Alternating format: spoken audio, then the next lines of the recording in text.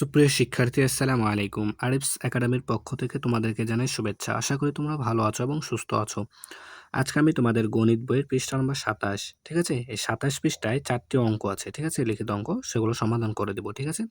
তাহলে চলো আমরা শুরু করি। তো প্রথমে আমরা ৪ নাম্বারটা দিয়ে শুরু করব, ঠিক আছে? তো ৪ নাম্বারটা শুরু করার আগে আমরা প্রশ্নটা পড়ি, তাই না? তো দেখো প্রশ্নে লেখা আছে কি? একটি কুয়া খুঁড়তে ৮ জন ব্যক্তির, তাহলে ৮ জন ব্যক্তির ২ দিন সময় লাগে, ঠিক আছে? তাহলে একটি কুয়া খুঁড়তে ৮ জন ব্যক্তির ২ দিন সময় লাগে, ঠিক আছে?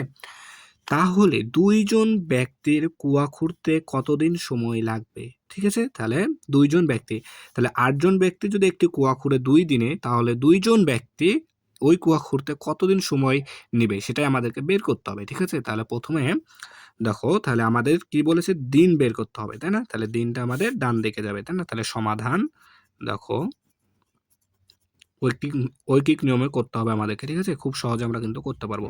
তাহলে দেখো, কুয়া খুঁড়তে ৮ জন ব্যক্তির সময় লাগে কয়দিন? ২ দিন, তাই না? তাহলে সমান সমান ২ দিন, ঠিক আছে? তাহলে দেখো, কুয়া খুঁড়তে একজন ব্যক্তির সময় লাগবে ৮ গুণ ২ দিন, তাই না? তাহলে দেখো ভাইয়া, এখানে ৮ গুণ কেন আমি দিলাম, তাই না? এখন তোমাদের কথা হতে পারে যে আমি এখানে ২ কেন গুণ দ্বারা গুণ করলাম, ৮কে ২ দ্বারা গুণ করলাম কেন? তো দেখো ভাইয়া, ৮ জন ব্যক্তি কিন্তু ২ দিনে কুয়া খুঁড়ে, ঠিক আছে? তাহলে তুমি ধরো তোমার বাসার পাশে একটি কুয়া খুঁড়তে পাইপ নিয়েছো ৮ জনকে, ৮ জনে খুঁড়েছে ২ দিনে, ঠিক আছে? তাহলে তুমি যদি এখন একজন ব্যক্তি নাও, তাহলে ওই ব্যক্তিটাকে অবশ্যই ডবল সময় লাগবে, তাই না? ওই কুয়াটা খুঁড়তে। তার কারণ কি, এখানে দেখো বলে দিয়েছে ৮ জন ব্যক্তির সময় লেগেছে ২ দিন। ৮ জন ব্যক্তি তাহলে ২ দিনে খুঁড়ে। তাহলে একজনের অবশ্যই বেশি সময় লাগবে, তাই না? তাহলে কত বেশি লাগবে? ডাবল সময়, না? তাহলে তার জন্য এখানে ৮ গুণ ২ দিয়েছি, ঠিক আছে? এরপর দেখো, তাহলে কুয়া খুঁড়তে এখন বলেছে কয়জন ব্যক্তি আছে আমাদের? ২ জন ব্যক্তি খুঁড়তে কয়দিন লাগবে সেটা বের করতে হবে। তাহলে ২ জন ব্যক্তির সময় লাগে সমান সমান ৮ গুণ ২ ভাগ ২ দিন, ঠিক আছে? তাহলে এখন দেখো, তাহলে আমরা কিন্তু খুব সহজে এখন সমাধানটা পেয়ে যাব। দেখো, তাহলে যদি এখন দেখো এখানে একটা গাণিতিক বাক্য তৈরি হলো, তাই না? তাহলে এই গাণিতিক বাক্যে গুণ এবং ভাগ দুইটা আছে, তাহলে কার কাজ আগে করব? যে আগে আছে, তাই আগে কি আছে? গুণ আছে, তাই গুণের কাজ আগে করব, তাই না? তাহলে দেখো, ৮ গুণ ২ অর্থাৎ ৮ দুগুণ ১৬ ভাগ ২ দিন। তাহলে দেখো, যদি আমরা এখন ১৬কে ২ দ্বারা ভাগ করি তাহলে কত হয়? ৮ দুগুণ ১৬, তাহলে ৮ দিন, ঠিক আছে না? তাহলে দেখো, তাহলে ২ জন ব্যক্তি কুয়া খুঁড়তে কতদিন সময় লাগবে? ৮ দিন সময় লাগবে, ঠিক আছে? তাহলে এটাই কি আমাদের উত্তর? উত্তর ৮ দিন, ঠিক আছে? তাহলে আশা করি তোমরা বুঝতে পেরেছো অঙ্কটি, ঠিক আছে? তাহলে এর পরের অঙ্ক ৫ নাম্বারটা সমাধান করি, চলো। তাহলে দেখো ৫ নাম্বারটা পড়ো। দেখো বলছে, রফিকদের বাড়িতে যে পরিমাণ চাল রয়েছে তা দিয়ে তাদের ৬ জনের ২৪ দিন চলে, ঠিক আছে? তাহলে দেখো, রফিকদের বাড়িতে যে পরিমাণ চাল আছে, হ্যাঁ, সেই চালগুলো তাদের ২৪ দিন যায়। কয় জনের? ৬ জনের যায় ২৪ দিন, ঠিক আছে?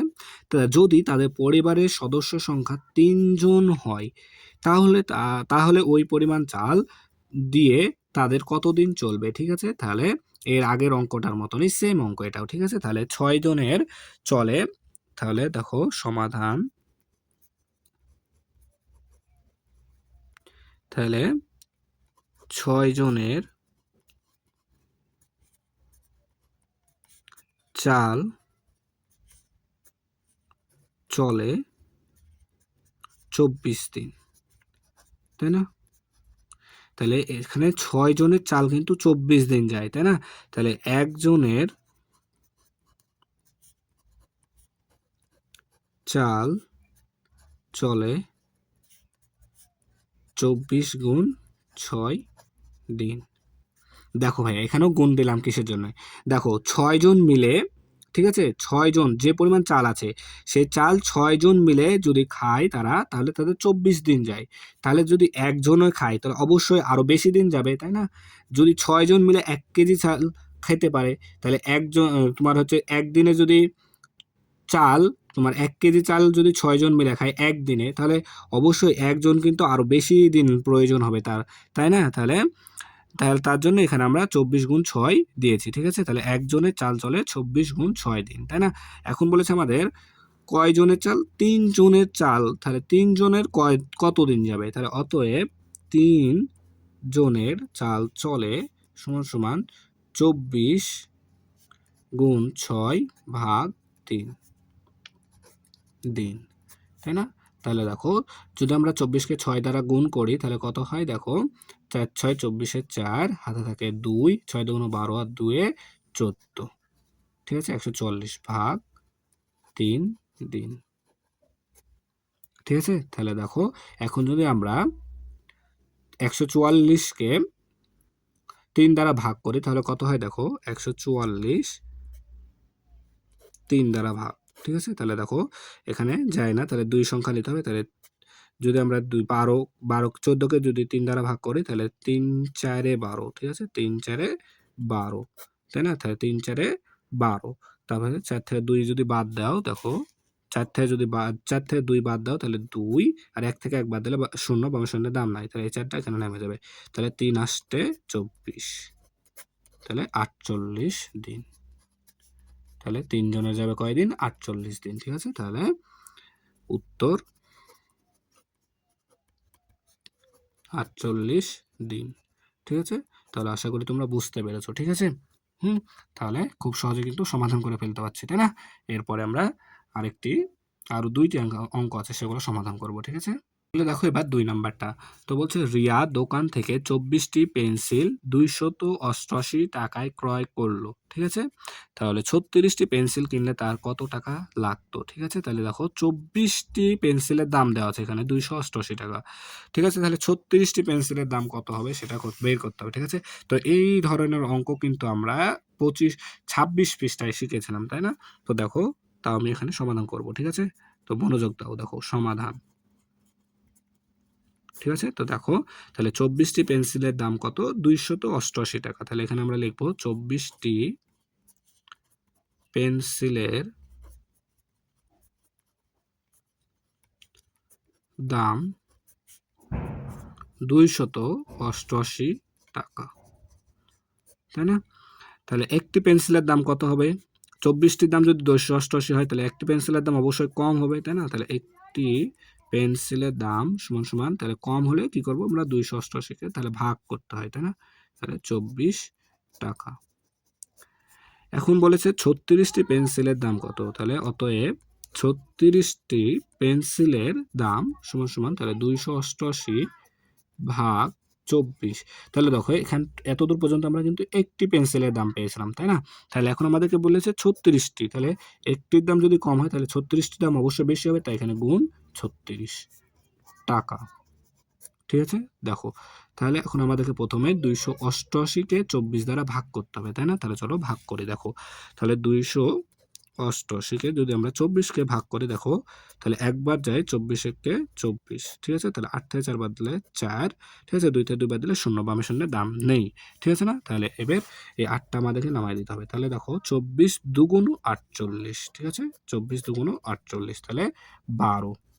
তাহলে 288কে যদি আমরা 24 দ্বারা ভাগ করি তাহলে 12 হয়, গুণ আছে, গুণ দিলাম 36 টাকা, ঠিক আছে? তাহলে দেখো এখন 12 গুণ 36 করতে হবে। তাহলে 12কে যদি আমরা 36 দ্বারা গুণ করি তাহলে দেখো 6 দুগুণ 12, 2 হাতে থাকে 1, 6 6 একে 7, তাহলে একটা শূন্য নিলাম, 3 দুগুণ 6, 3 একে 3, ঠিক আছে না? তাহলে 2 7 আর 6 13, 3 হাতে থাকে 1, 3 আর হাতে রাখে 4, তাহলে 432 টাকা, তাই না? তাহলে দেখো 36টি পেন্সিলের দাম কত টাকা আসলো আমাদের, 412 টাকা। তাহলে এখানে আমরা উত্তর 400, এখানে 12 বলেছি, 432 হবে, ঠিক আছে? 432 টাকা, ঠিক ঠিক আছে?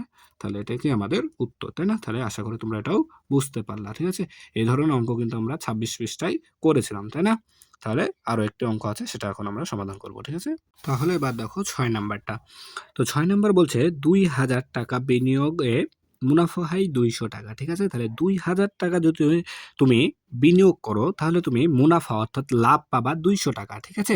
তাহলে এখন বলছে ৫০০ টাকা মুনাফার জন্য কত টাকা বিনিয়োগ করতে হবে? ঠিক আছে? তাহলে তুমি দেখো ভাইয়া ২,০০০ টাকা বিনিয়োগ করলে তুমি ২০০ টাকা লাভ পাচ্ছ অর্থাৎ মুনাফা হচ্ছে তোমার। ঠিক আছে? তাহলে এখন তোমার ৫০০ টাকা লাভ করতে হলে তোমাকে কত টাকা বিনিয়োগ করতে হবে? ঠিক আছে? তাহলে সেটা আমাদেরকে বের করতে হবে। তাহলে এখন দেখো সমাধান। তাহলে দেখো ২,০০০ টাকা বিনিয়োগ করলে মুনাফা হয় ২০০ টাকা। অর্থাৎ ২০০ টাকা মুনাফা হয় মুনাফা হয় ২,০০০ টাকা বিনিয়োগ ২,০০০ টাকা বিনিয়োগে বিনিয়োগে। যেটা আমাদের চাইবে সেটাকে সবসময় ডানে নিয়ে যেতে হবে। ঠিক আছে? তাহলে কিন্তু আমরা খুব সহজে ঝটঝট করে অঙ্ক করে ফেলতে পারবো। ঠিক আছে? তাহলে এখন ৳১ মুনাফা কত হবে? ৳১ মুনাফা হয়। তাই না? তাহলে এখন ৳১ মুনাফা হয়। দেখো, তাহলে ৳২০০ আমাদের মুনাফা কি ৳২০০ মুনাফা হয়েছিল ৳২,০০০ তাহলে এখন ৳১ মুনাফা হয় ২,০০০ ভাগ কত? ৳২০০ বিনিয়োগে। তাই না? তার কারণ কি আমাদের মুনাফা এখানে ৳২০০ ছিল। এখন মুনাফা হয়ে যাচ্ছে ৳১ তাহলে অবশ্যই এখানে ভাগ করতে হবে যেহেতু কমে যাচ্ছে, তাই না? তাহলে এখন আমাদের বলেছে ৳৫০০ তাহলে অতএব ৳৫০০ মুনাফা হয়। তাহলে এখন ২,০০০ ভাগ ২০০ গুণ ৫০০ এখানে গুণ ৫০০ হয়ে গেল কেন? দেখো ভাই এখানে ৳১ হচ্ছিল আর এখন ৳৫০০ হচ্ছে তাই এখানে গুণ হয়ে গেল। বেশি হচ্ছে এখন তাই গুণ করে দিলাম, তাই না? এখন দেখো তাহলে যদি আমি এটাকে ২,০০০ কে ২০০ দ্বারা ভাগ করে দেখো এখানে ২টা শূন্য আছে তাহলে এরপরেও যদি ২টা শূন্য বাদ দিয়ে দিই তাহলে থাকে ২০ আর এখানে থাকে ২ তাই না? তাহলে ১০ দুগুণ ২০ অর্থাৎ ১০ আসবে গুণ আছে ৫০০ তাই না? তাহলে টাকা বিনিয়োগে। ঠিক আছে? তাহলে এখন যদি ১০ কে ৫০০ দ্বারা গুণ করো তাহলে ৫ একে ৫ আর ১ টা ২ টা ৩ টা শূন্য আছে ৩ টা শূন্য এখানে বসাই দাও। তাহলে ৫,০০০ টাকা। ঠিক আছে? তাহলে আমরা যদি ৫,০০০ টাকা বিনিয়োগ করি তাহলে আমাদের মুনাফা আসবে কত? ৫০০ টাকা। ঠিক আছে? তাহলে এখন উত্তর ৫,০০০ টাকা। ঠিক আছে? তাহলে দেখো আমরা কিন্তু খুব সহজে কিন্তু অঙ্কগুলো সমাধান করে ফেলতে পারছি। ঠিক আছে? তাহলে দেখো আশা করি তোমরা বুঝতে পেরেছো। ঠিক আছে? তাহলে আজকে এ পর্যন্তই। ভিডিওটি ভালো লাগলে অবশ্যই লাইক, কমেন্ট, শেয়ার করতে ভুলবেন না এবং পরবর্তী ভিডিও সবার আগে পেতে আমাদের চ্যানেলটি সাবস্ক্রাইব করে রাখো। আল্লাহ হাফেজ। আসসালামু আলাইকুম ওয়া রাহমাতুল্লাহ।